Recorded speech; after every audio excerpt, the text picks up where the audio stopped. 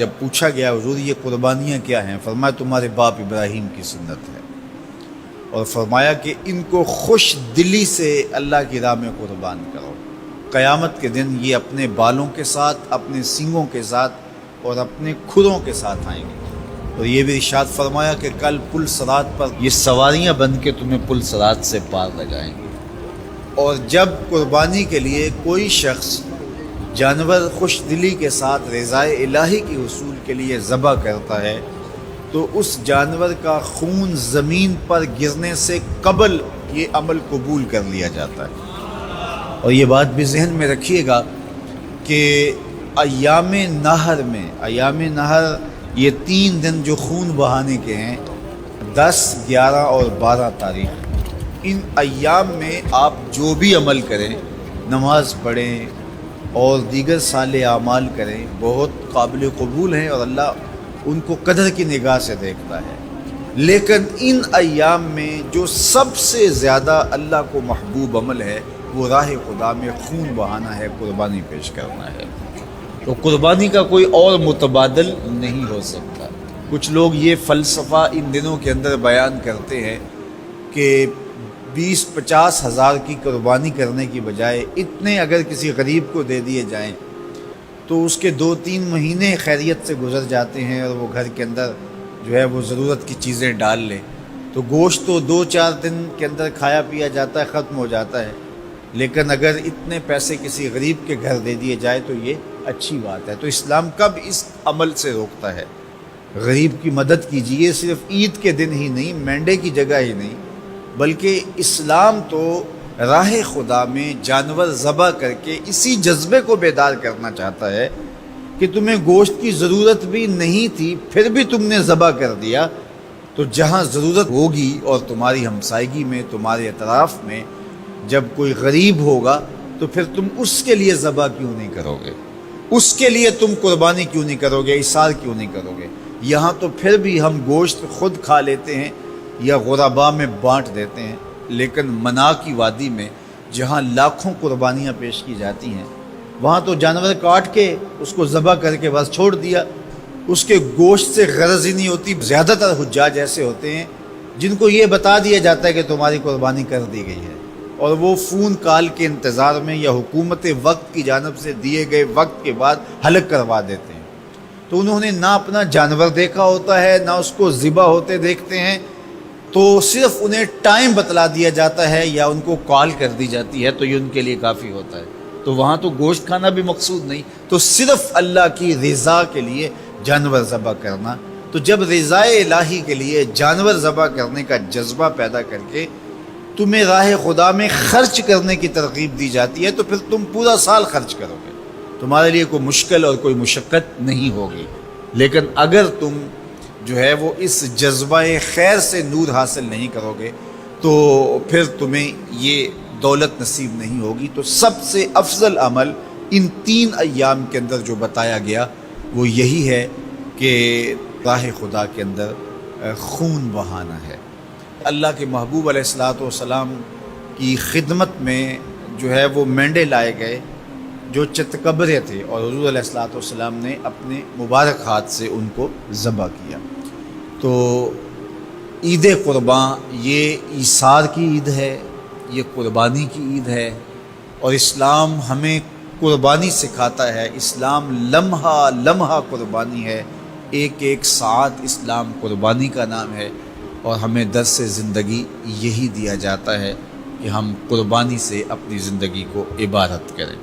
وہ کتنا دل گداز لمحہ ہے، قرآن نے اس منظر کو بیان کیا کہ جب حضرت خلیل اللہ نے خواب دیکھا، اپنے بیٹے کو ساتھ لے کر کے وادی منع میں پہنچتے ہیں، اور جو ارادہ تھا، عزم مصمم تھا، اس کا اظہار اپنے بیٹے کے سامنے کیا تاکہ اس نیکی میں بطیب خاطر یہ بھی شامل ہو جائے۔ قرآن نے اس کو بیان کیا ہے۔ ایسی انوکھی کہانی آپ کو کہیں نہیں ملے گی، ایسی سچی کہانی اور عظیمت کی دل آویز داستان کہ باپ اور بیٹا دونوں بیٹھ کے گفتگو کر رہے ہیں۔ کیا گفتگو ہے؟ باپ کہہ رہا ہے کہ یا بنیا، اے میرے بیٹے، جو اہل زبان ہیں وہ اس کی نزاکت کو اور اس کی لطافت کو سمجھتے ہیں کہ یا بنی نہیں کہا گیا، میرے بیٹے نہیں، یا بنیا، جس طرح ماں لاڈ سے اپنی بیٹی کو بیٹی نہیں کہتی، میری بچڑی کہتی ہے، تو جب وہ بچڑی کہتی ہے تو اس کے اندر گوند گوند کے محبت رکھی ہوئی ہوتی ہے۔ تو یہاں ذرا لفظ دیکھیے، یا بنیا، اے میرے بیٹے۔ اللہ اکبر۔ اردو کے دامن میں کوئی اتنی وسعت نہیں ہے کہ ان لفظوں کی تعبیر ہو سکے جو شہد ان لفظوں سے ٹپک رہا ہے جو حضرت خلیل اللہ نے اپنے بیٹے کے لیے لفظ استعمال کیے۔ یا بنیا، اے میرے دل بند، اے میرے جگر کے ٹکڑے، اے میرے فرزند نونہال، میں نے خواب دیکھا ہے، اس خواب میں تجھے ذبح کر رہا ہوں۔ یہ خواب آپ یا میں دیکھیں تو ہم تو اپنی بیوی سے بھی اس کو شیئر نہیں کر سکتے، ہمارے رونگٹے کھڑے ہو جاتے ہیں، لیکن بیٹے سے کہہ رہا ہے، اور یہ محض خواب کسی تفنن تباہ کے لیے نہیں ہے یا محض کوئی بات سمجھانے کے لیے نہیں ہے، اس کی تعبیر کی طرف بچے کو لانے کے لیے سنایا جا رہا ہے۔ کہا بیٹا میں نے ایک خواب دیکھا ہے۔ خواب کیا ہے؟ کہ میں تجھے ذبح کر رہا ہوں، اب تو بتا تیری رائے کیا ہے؟ اللہ اکبر۔ اب باپ بیٹے سے کہے کہ میں تجھے ذبح کرنا چاہتا ہوں تو بیٹے کا رد عمل کیا ہوگا؟ کوئی بھی تصور اپنے بیٹے کو کر کے سوچے کیا رد عمل ہوگا؟ اس کی آنکھیں پھٹی کی پھٹی رہ جائیں گی، وہ باپ کے ہوش و حواس پہ شک کرنے لگ جائے گا، کہے گا کیا بول رہے ہو، ہوش ٹھکانے ہیں؟ باپ ہو، سفاک ہو، کیا لہجہ ہے تمہارا، مجھے ذبح کرو گے؟ لیکن یہ فیضان نظر تھا یا کہ مکتب کی کرامت تھی؟ سکھائے کس نے اسماعیل کو آداب فرزندی؟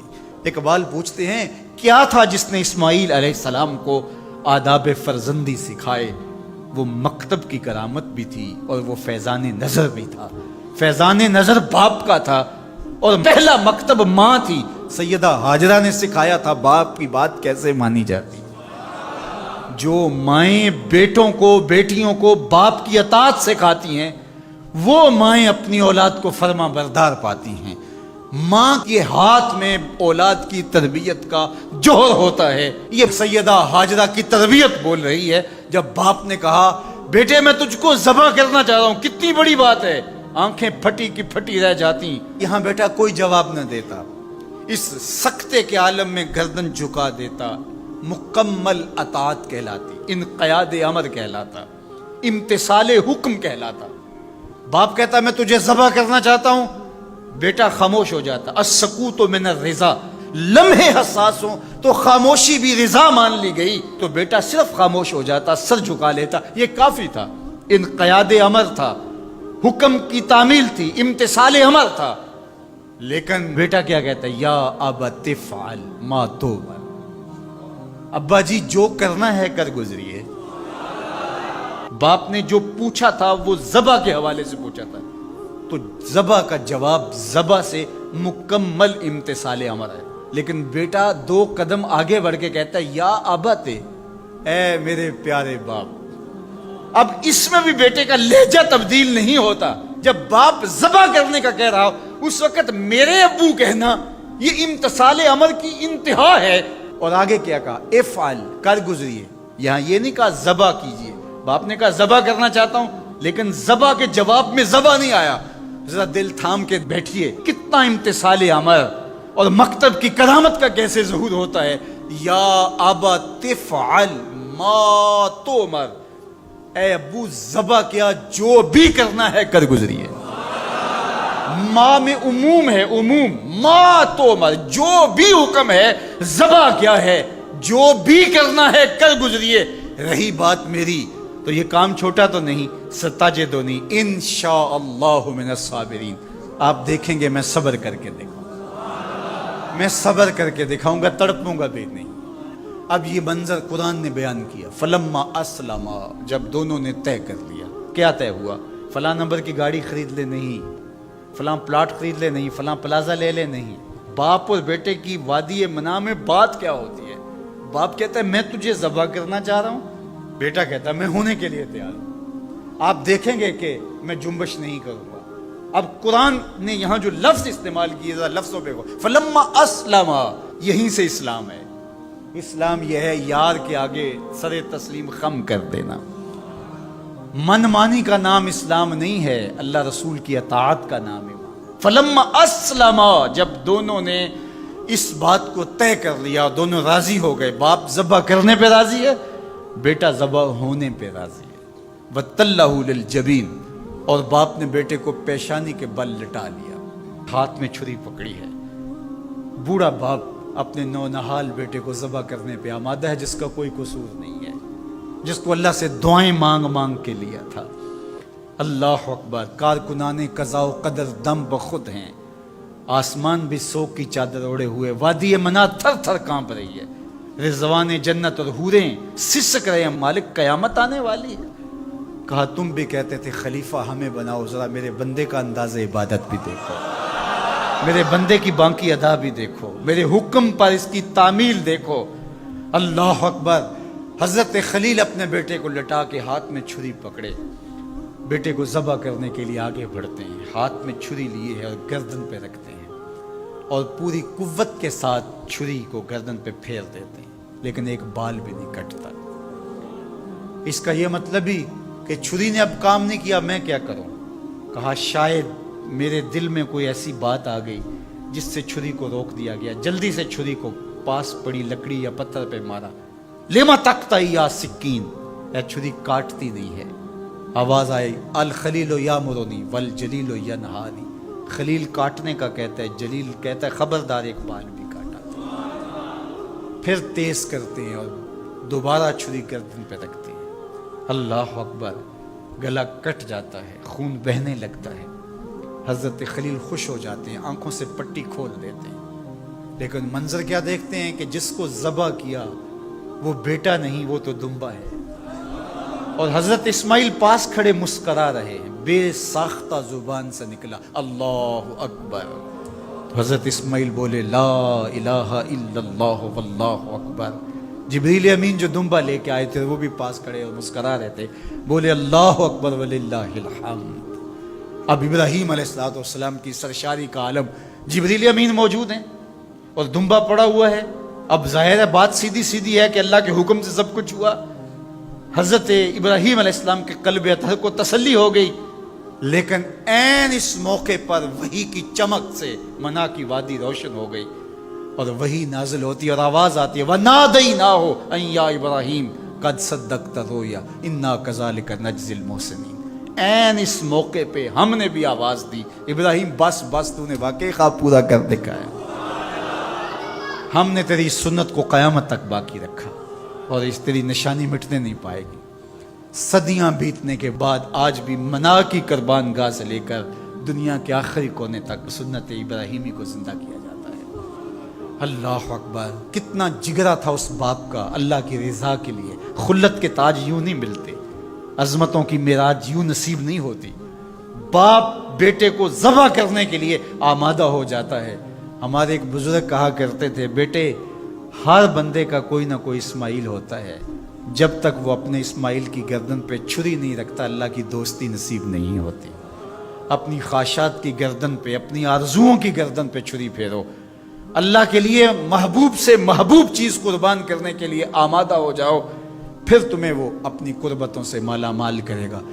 ہر طرف بتوں کی پرستش ہے، نمرود کے مجسمے بنے ہوئے ہیں اور لوگ ان کی پوجا پاٹ کرتے ہیں. اب ابراہیم کا امتحان ہے کہ کیا اس ماحول کے اندر وہ ان کی طرف جھکاؤ کرتا ہے. لیکن جناب ابراہیم کہتے ہیں کہ ان تماثیل کے آگے تم آسن مارے بیٹھے ہو، جو اپنا دفاع بھی نہیں کر سکتے اور اپنی ضرورت کی تکمیل بھی نہیں کر سکتے، تمہاری ضرورتوں کو کیسے پورا کریں گے؟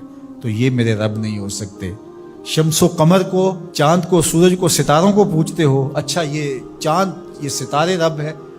تو جب ڈوب گئے تو کہا کہ جو ڈوبنے والے ہیں وہ میرے رب تو نہیں ہو سکتے. مجھے رب کی ضرورت پڑ جائے، رب ڈوبا ہوا ہو تو مجھے تو وہ چاہیے جو ہر وقت حاضر ہو، تو میں تو اس رب کی پوجا نہیں کر سکتا. یہ ان کے شعور کا امتحان تھا اور اس شعوری امتحان میں پورے نکلے. پھر اس کے بعد اگلا امتحان تھا کہ وہ اس شعور کو بیان کرنے کی طاقت بھی رکھتے ہیں کہ نہیں. پھر بت کدا ٹوٹتا ہے، نمرود کا دربار سجتا ہے اور وہاں جو خطبہ حضرت ابراہیم نے دیا زمانے نے سنا. جب کلہاڑا اس بڑے بت کے کندھے پہ رکھ دیا اور باقی سارے بتوں کا تیا پانچا کر کے رکھ دیا، جب وہ میلے سے واپس آئے تو ابراہیم بڑی بے نیازی سے بولتے ان کے بڑے نے کیا ہوگا، دیکھو اسلحہ تو اسی کے کندھے پر ہے۔ تو وہ کہنے لگے ابراہیم تو جانتا ہے یہ بولتے نہیں ہیں، اور حضرت ابراہیم یہی تو لانا چاہتے تھے۔ پھر جو خطبہ دیا، اف لکم ولما تعبدون من دون اللہ افلا تعقلون، افسوس ہے تمہارے اوپر اور افسوس ہے ان پر جن کو تم اللہ کے علاوہ پوجتے ہو، افلا تعقلون، تمہاری کھوپڑی میں دماغ نہیں ہے۔ اور پھر اللہ کی توحید کا بیان فرمایا۔ پھر اس کے بعد جان کا امتحان آیا، تو پھر جلتے ہوئے شعلوں کے اندر جس طرح ہنس کے داخل ہوا پیغمبر، یہ الگ اور نرالی شان تھی۔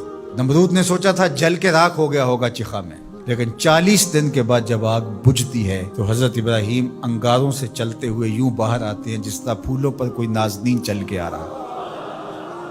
پھر 87 سال عمر ہے، اللہ تعالیٰ پھر حضرت ہاجرہ کے بطن سے حضرت اسماعیل کی صورت میں اولاد عطا کرتا ہے۔ اب اتنی بڑھاپے کی عمر میں اولاد نصیب ہو تو انسان کا جی چاہتا ہے سارے کام کاج چھوڑ کے گھر بیٹھ جاؤں اور میں اپنی اولاد کے چہرے کی بلائیں لوں، لیکن حکم ہوتا ہے اپنی زوجہ کو بھی اور اپنے نو مولود بیٹے کو بھی ایسی وادی میں چھوڑاؤ جہاں کوئی سبزہ بھی نہیں ہوگا۔ اللہ اکبر۔ پھر اسماعیل علیہ السلام کی ایڑیوں کے رگڑنے سے زمزم جاری ہوتا ہے۔ اب ذرا دیکھیے ایک ایسا امتحان آتا ہے، اگر کو ہمالیہ پہ بھی ڈال دیا جاتا اس کا پتا بھی پانی ہو جاتا۔ فلما بلغ معہ السعی، جب وہ ان کے ساتھ چلنے پھرنے کے قابل ہوا۔ ابراہیم علیہ السلام خواب دیکھتے ہیں، اور خواب کیا دیکھتے ہیں کہ میں بیٹے کو ذبح کر رہا ہوں۔ فلما اسلما، جب دونوں راضی ہو گئے، باپ ذبح کرنے پہ اور بیٹا ذبح ہونے پہ، اب باپ کی آنکھوں پہ پٹی بندھی ہے، ہاتھ میں چھری ہے، 100 سال کا بوڑھا باپ، جبل سبیر کا دامن منا کی وادی، کارکنان قضاء و قدر دم بخود ہیں، شمس و قمر، یہ منظر آج سے قبل انہوں نے نہیں دیکھا تھا، اور سورج بادلوں کی اوٹ میں منہ چھپانے کی کوشش کر رہا ہے کہ یہ منظر مجھ سے نہیں دیکھا جائے گا، حوروں کی چیخیں نکل رہی ہے، کائنات تھرا رہی ہے، مالک قیامت آنے والی۔ اور مالک بھی فرشتوں سے کہہ رہا تھا کہ تم کہتے تھے نا کہ سجدے ہم کریں گے، تسبیحات ہم کریں گے، انسان تو دینگا مشتیاں کرے گا، ذرا میرے بندے کی اس ادا کو بھی دیکھو، میرے حکم کی تعمیل پر میرے بندے کی اس انوکھی ادا کو بھی دیکھو۔ چھری کی نوک حلق کے اوپر رکھ کے پورا وزن ڈال دیا، گلا کٹ گیا، خون بہنے لگا۔ ابراہیم علیہ السلام ایک عجیب کیفیت میں، کیا کیفیت ہو سکتی ہے، میرے پاس تو لفظ نہیں ہے۔ اللہ اکبر۔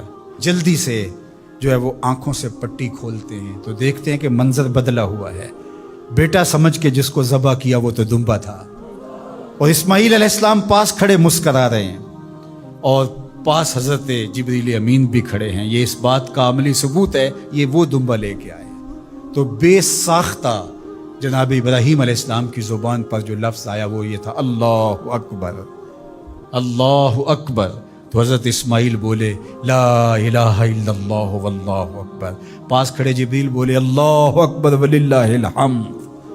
اللہ نے کہا اے ابراہیم تمہاری قربانی کی سنت کو بھی قیامت تک جاری رکھیں گے، تمہاری زبانوں سے نکلے ہوئے جملے بھی مرنے نہیں دیں گے۔ وَنَادَيْنَاهُ أَن يَا إِبْرَاهِيمُ قَدْ صَدَّقْتَ الرُّؤْيَا إِنَّا كَذَلِكَ نَجْزِي الْمُحْسِنِينَ، اس حال میں ہم نے ندا دی ابراہیم تو نے واقعی خواب پورا کر دکھایا۔ إِنَّ هَذَا لَهُوَ الْبَلَاءُ الْمُبِينُ، اللہ فرماتا ہے یہ بہت بڑا امتحان تھا، یہ چھوٹا امتحان نہیں تھا۔ اور پھر میرا رب ہو کے کیا کہتا ہے، سلام علی ابراہیم، اے ابراہیم تیرے اوپر سلامتیاں نازل ہو۔ اللہ اکبر۔ پرسوں بھی میں کسی منڈی کے قریب سے گزرا، کہتے ہیں اس علاقے کی سب سے بڑی منڈی، تو ہزاروں جانور، ہجوم محبت، اور سڑکوں پر، گلیوں میں، بازاروں میں کوئی یہاں گائے لے کے جا رہا ہے، کوئی بیل، کوئی اونٹ اٹھا کے لے کے جا رہا ہے، تو بے ساختہ میری زبان سے یہی نکلتا ہے سلام علی ابراہیم، ابراہیم تیرے اوپر سلامتیاں نازل ہو۔ اللہ اکبر۔ اور اس قربان گاہ پر، جس قربان گاہ پر حضرت اسماعیل کو لے کر کے چلے تھے، منا کی وادی میں جبل سبیر کے پاس، وہاں 25 لاکھ حجاج جانور ذبح کریں گے، تو منا کی وادی اس گونج سے منور ہوگی، آواز آ رہی ہوگی سلام علی ابراہیم۔